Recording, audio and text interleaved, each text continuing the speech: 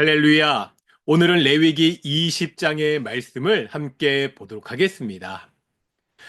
자녀를 기르면서 부모와 자녀와의 관계에 대한 생각을 많이 하게 됩니다.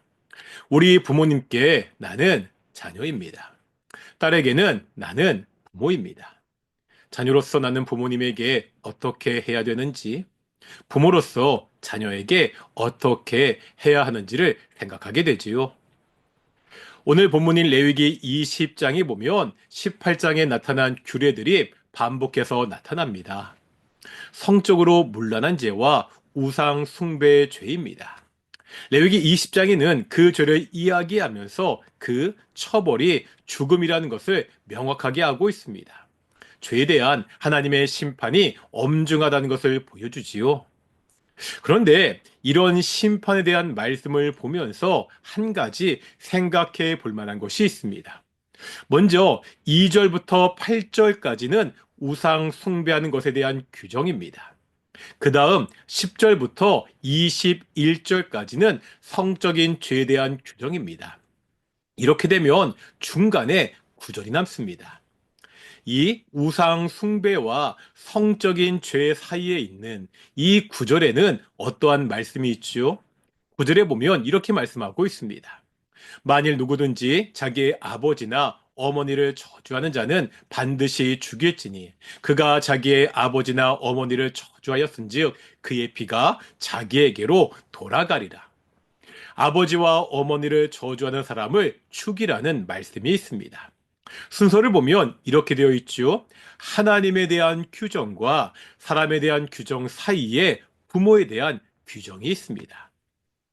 잘 아는 십계명도 이와 비슷한 구조잖아요. 보통 십계명을 둘로 나눕니다. 어떻게 나누죠? 대신계명, 대인계명입니다. 보통은 대신 계명을 1계명부터 4계명이라고 이야기하고 대인 계명은 5계명부터 10계명이라고 이야기합니다.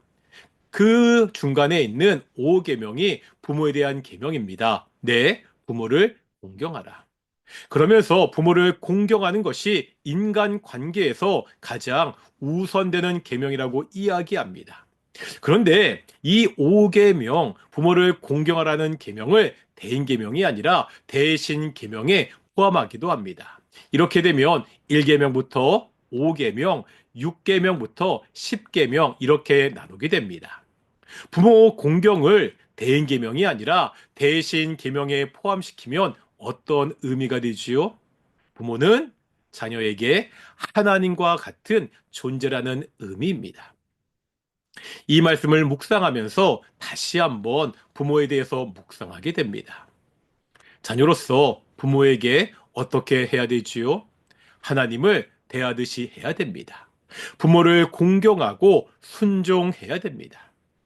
그렇다면 이제 부모로서는 자녀에게 어떻게 해야 됩니까? 하나님이 우리를 돌보셨듯이 자녀를 돌봐야 됩니다. 부모는 자녀들에게 하나님을 대신하는 사람, 하나님을 보여주는 사람입니다. 자녀들이 부모를 통해서 하나님을 보고 배울 수 있어야 됩니다.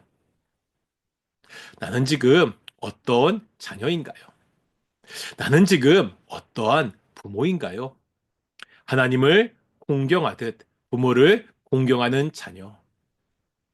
자녀에게 하나님을 보여주는 부모가 되시기를 소망합니다. 기도하시겠습니다. 사랑과 은혜가 충만하신 아버지 하나님 감사드립니다. 우리에게 부모를 주셔서 하나님의 사랑을 배우게 하심을 감사드립니다. 우리에게 자녀를 주셔서 하나님의 사랑을 보여주게 하심을 정말로 감사드립니다. 정말 하나님을 공경하듯 부모를 공경하는 자녀가 되게 하여 주시옵시고 자녀들에게 하나님을 보여주는 부모가 될 수 있도록 인도해 주시옵소서. 감사드립니다. 이 모든 말씀 예수님의 이름으로 기도드렸습니다. 아멘. 마치겠습니다. 샬롬.